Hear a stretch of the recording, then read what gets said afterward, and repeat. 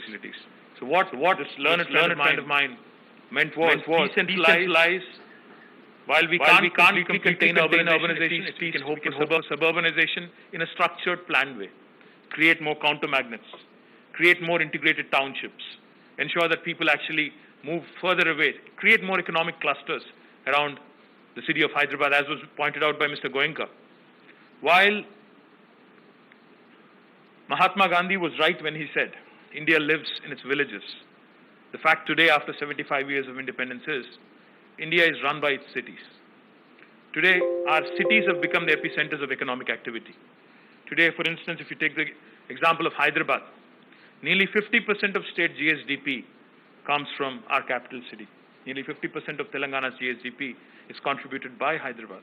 So therefore, it's extremely important to conserve, to preserve, and to ensure that the economic vitality our cities offer remains intact if we are to grow into a 5 trillion economy, as our Honorable Prime Minister keeps alluding to, or if we really have to get into the league of developed first world countries, as we all combinedly dream of every so often.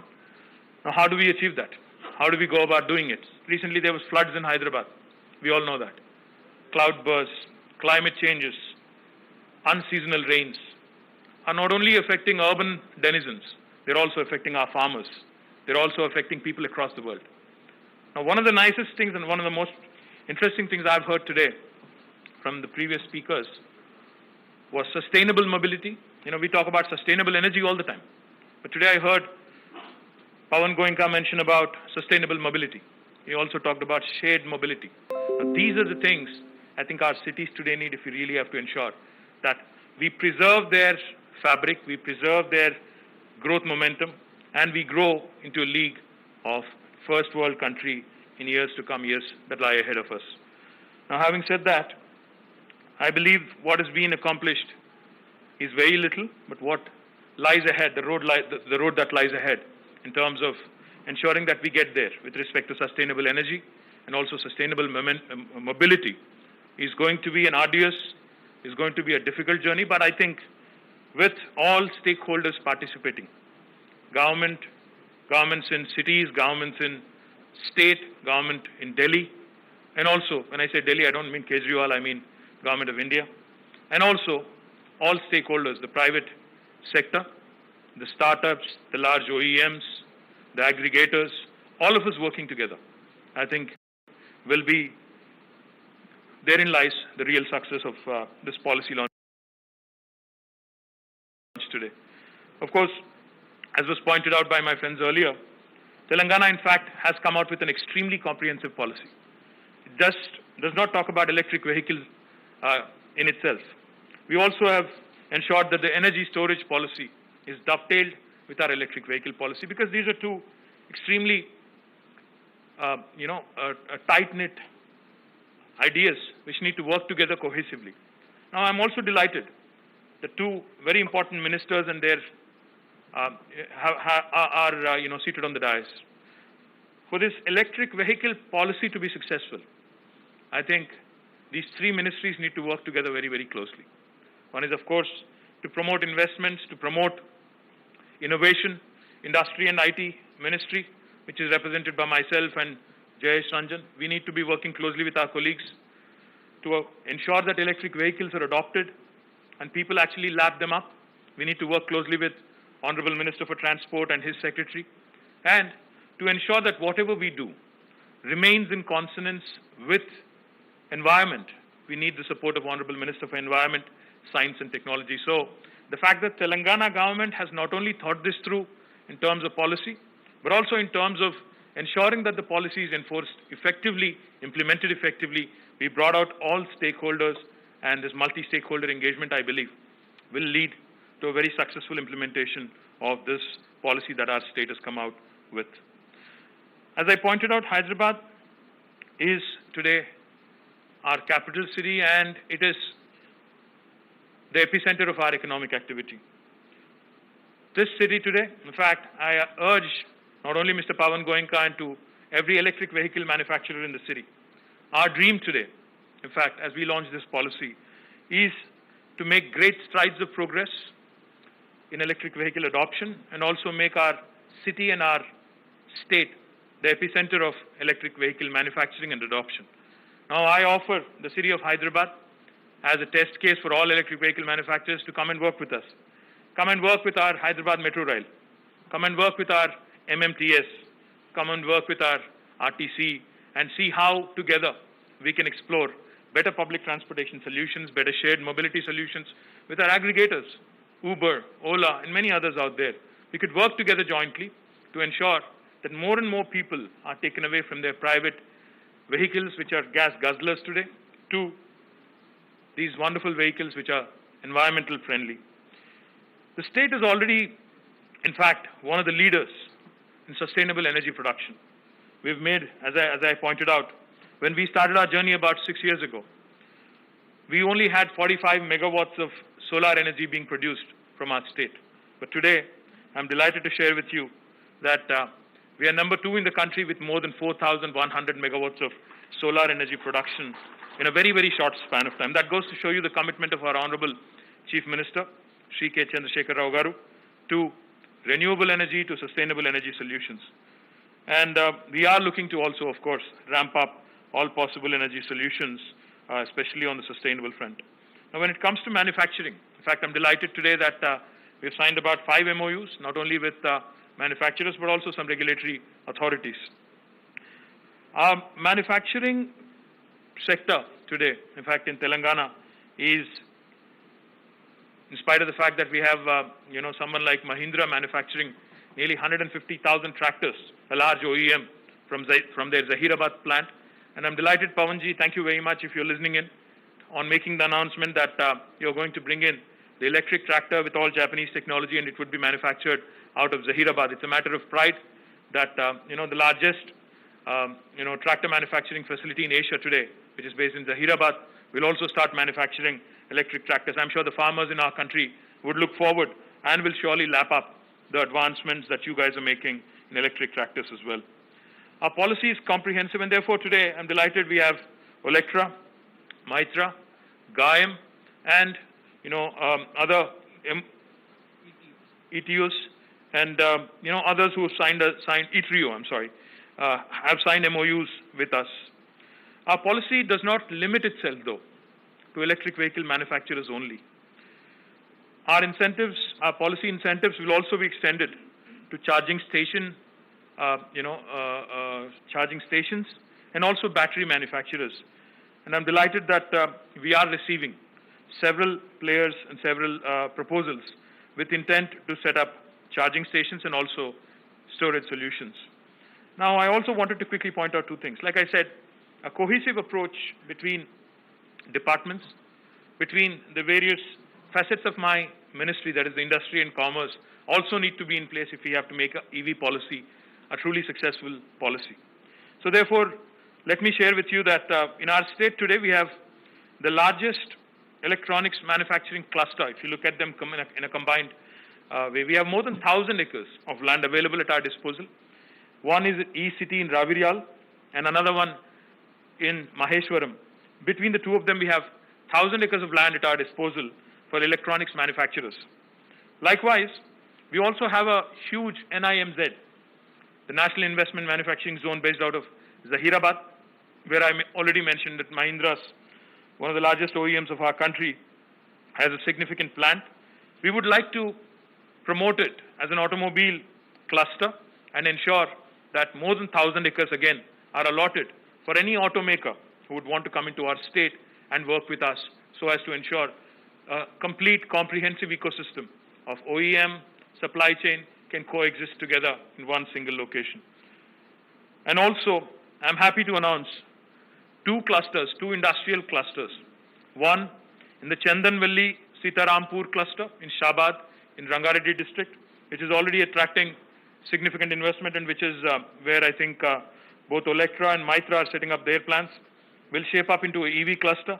And also another very important cluster in Divitipalli in Mehboob-Nagar will also be developed as another new energy park, new energy and new EV cluster. Likewise, we also plan, in fact, to develop a mobility cluster, which I will be announcing soon, possibly sometime next month. We have, again, a number of very interesting technology players and also auto manufacturers who are coming together for the first time in creating this mobility cluster. So this approach of having an automobile cluster, an electronics cluster, an EV cluster, and also a mobility cluster, I think would provide that comprehensive ground for anybody who's interested in electric vehicle space to make Telangana their hub and look nowhere else, no further, for their enterprise and entrepreneurial ideas when it comes to setting up base in India. We will continue, like I said, through TSI Pass and other very progressive initiatives under the dynamic leadership of our Honorable Chief Minister to continue to attract manufacturing and also continue to focus on expanding our research ecosystem through a collaborative effort with the private sector and also the wonderful academic institutions we have. Let me also remind you that Hyderabad, in fact, has a significant base of electronics companies in the form of ECIL, and I'm not talking now, I'm talking legacy. ECIL, BEL, in fact, HAL, and all of these companies, all of these large public sector undertakings, which are having a significant presence in Hyderabad, have shaped up the ecosystem. And there is a large, small and medium entrepreneurial ecosystem that already exists, which will again propel our drive and our ambition to be the leading EV and leading electrified state in the country, as a leader, in fact. And let me just give you some broad statistics. When the world economy and India's economy also, in fact, has not been doing very well for the last more than a few quarters. In fact, as you all may remember, even before Corona hit us, I think the last 8 quarters preceding, the pandemic, also we have seen slowdown across the country. But fortunately for us in Telangana, our annual GSDP growth rate has been consistent. We've been growing at a breakneck speed, and we've been growing at a much, much rapid pace than any other state in the country at 14.2% over the last 5 years. We are consistently ranked as among the top 3 states in the country on the ease of doing business rankings. We have slipped a slot this year, but we'll bounce back, I'm sure. And our TSI Pass, which is a landmark single window clearance system, has been instrumental in bringing more than $28 billion of investment in the last 5 years. Telangana continues to remain number 2 as a city and state in IT software exports, but our growth rate has been substantially higher than the national growth rate. In fact, while the country has been growing at about 8%, we've been growing at about 18%, which goes to show you that our growth momentum has not slipped. We've also recently added many EV-related technology firms, such as ZF Automotive and Electronics, ZF Automotive, and electronics firms such as Oppo, Vivo, Skyworth, Intel, Micron. All of them today are having significant presence in our city. Our innovation ecosystem is second to none, with important players in important institutions such as RICH, the Research and Innovation Circle of Hyderabad, TASK, the Telangana Academy for Skill and Knowledge, soon to be coming up T-Works, and of course T-Hub, which is widely known. We intend to leverage our strengths in electronics, aerospace and defense, and information technology sectors, creating synergies, thereby developing as a center for research and innovation for all electric vehicles, battery technologies, and other emerging technologies such as autonomous and connected vehicles. We have taken a pragmatic approach in drafting this policy. We've consulted the industry. We've also discussed with various other public policy institutions, and I guarantee that if we meet the initial numbers, because there might be a concern that the numbers that we've showcased in this policy are on the lower side in terms of adoption. I promise you one thing, that if we meet the initial numbers, I shall go back to the Cabinet and plead with Honorable Chief Minister to further increase the numbers and extend incentives to as many people who adopt to these electric vehicles as possible. As I pointed out, I think the key departments, Transport Department, of course, plays a very important role in regulatory and adoption of EVs.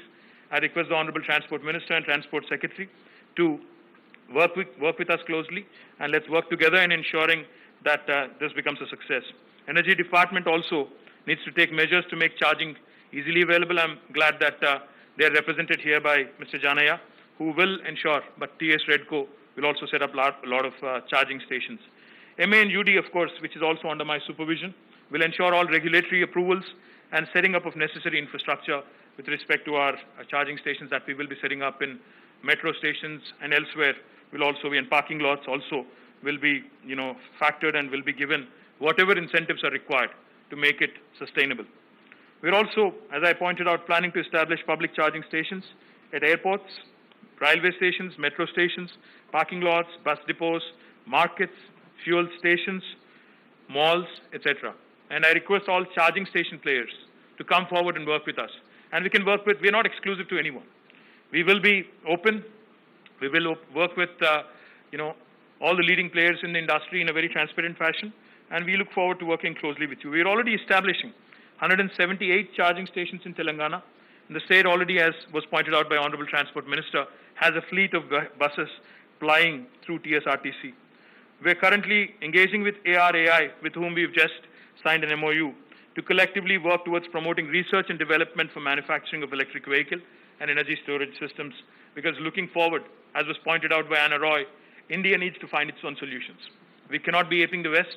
We cannot be aping any other country with respect to EVs, because our situation is very different. Our people are very different. Our approach to our roads, our approach to our urban planning, our approach to adoption of technology is very different when compared to other countries and other parts of the world. We believe that the EV adoption would increase more and more since the policy just rolled out today, as was pointed out again by my previous speakers.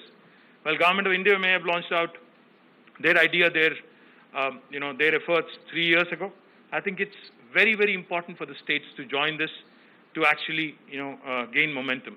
And with Telangana now, coming out with its own policy, I believe the adoption would improve and increase at a rapid pace. So we invite the industry in India and abroad to come forward, make Hyderabad as their base for manufacturing operations, as we believe local manufacturing is the key to achieve the price-performance parity and enable faster adoption of electric vehicles.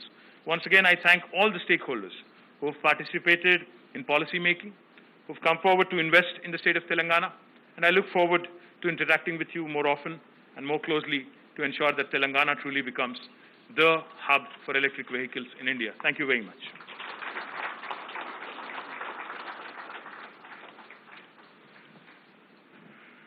Thank you so much, sir, for providing the strategic perspective for manufacturing ecosystem in Telangana. Now we have Mr. Vijay Madhuri to come and give his talk.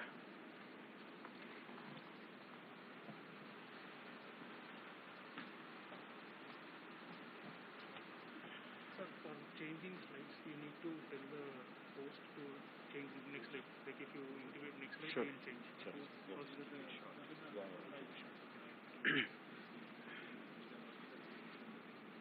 Honorable Minister KTR Garu, Ajay Garu, Indrakaran Garu, Principal Secretaries Jayesh Ranjan Garu and Sunil Sharma ji, distinguished guests, ladies and gentlemen, thanks a lot for giving me this opportunity. Although I have to say it's very tough to speak immediately after KTR Garu and hold the spell of the audience. I'll try to do my best and also keep it short.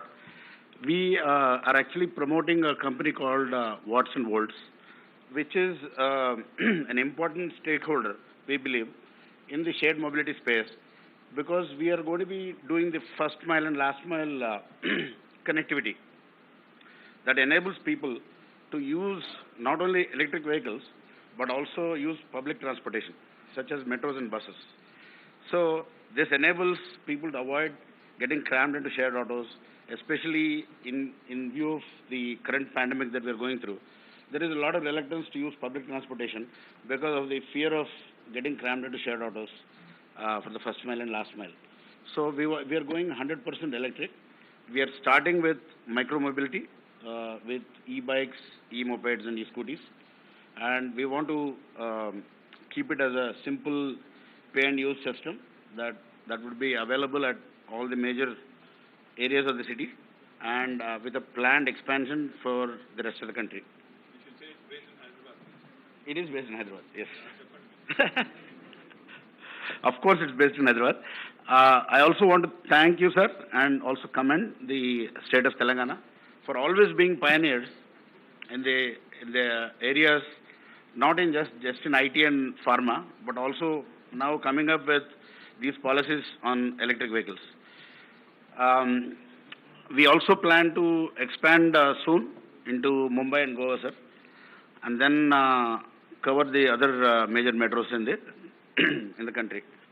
Our partners, majorly Mr. Kedar and Vamsi, we all come from different backgrounds, but we are bound by the IT mantra, and we wanted to start a business that has not just a technology challenge, but also an exponential social impact, which we believe, I think this is exactly the right business, and I couldn't have found a better place to announce the launch of the company.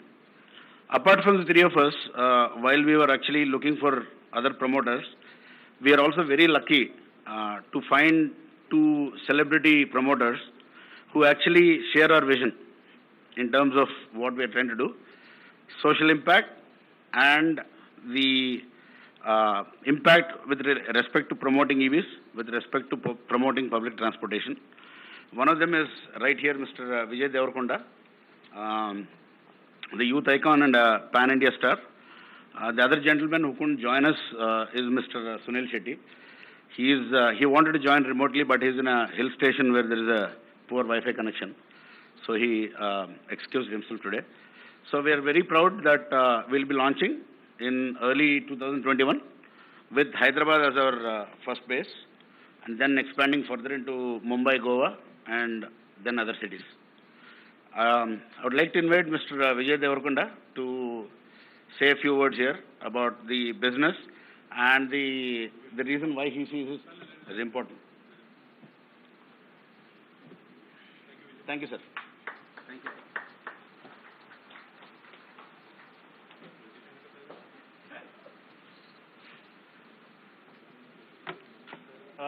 Too many respected leaders of the industry and policymakers here. I cannot wish you all by name, but my regards to all of you present here and present online. I'm from this city, so what's happening here, I love it. While growing up, as a kid, I've always had this opinion that we as a country somehow worked in hindsight. I thought that we always waited for a problem to happen, let it get really serious till it became a deal breaker, and then try and find solutions. But over the last 5-6 years, what I've been seeing governments working with foresight. This state has become like a state of dreams. Like, be it having 24/7 power supply, like my village, my district, we have water which for farming, and people are getting 2 crops a year. There's more money to spend. The land rates have gone up. All this is like magical to us. We haven't seen it in life. Be it T-Hub, be it iPass. Like, these are like few of the 100 things that I am aware of. And now this Telangana e-vehicle summit, this is like foresight, and I love what is happening. And as you can see, a lot of it has happened under our current Chief Minister KTR Garu's administration, and KTR Anna, congratulations for what all's happening. I've always said we are in good hands. Other than when we have these like extraordinary crippling circumstances like the pandemic or these rains, but I'm sure we'll be well prepared. And as you see, I believe e-vehicles are the future. I'm no expert in this field, but I believe they are the future, and as you can see, I'm betting on it. So watch and volts. Early Jan next year, we'll bring a beautiful product, and we hope to add to the clean, better lifestyles of Hyderabad. We hope to add to how beautiful our city is and improve our lifestyles. That's it. Thank you.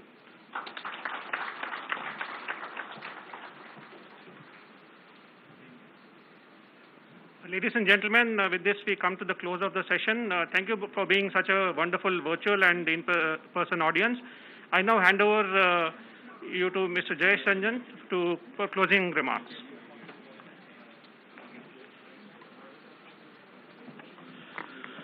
I would like to inform members of the audience that from 12:15 onwards, there will be a very interesting virtual panel discussion which will involve very eminent industry leaders like Ms. Sulajja Firodia Motwani of Kinetic Green, Mr. Rahul Bharti of Maruti Suzuki, Mr. A.K. Jindal from Tata, Mr. Pradeep Parameshwaran from Uber, Mr. Priyank Agarwal from Exicon, and Mr. Rohit Vadera from Pure Energy.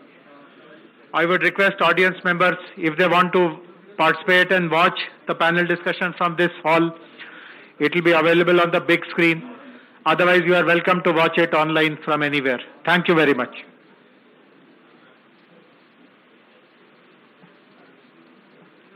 Also,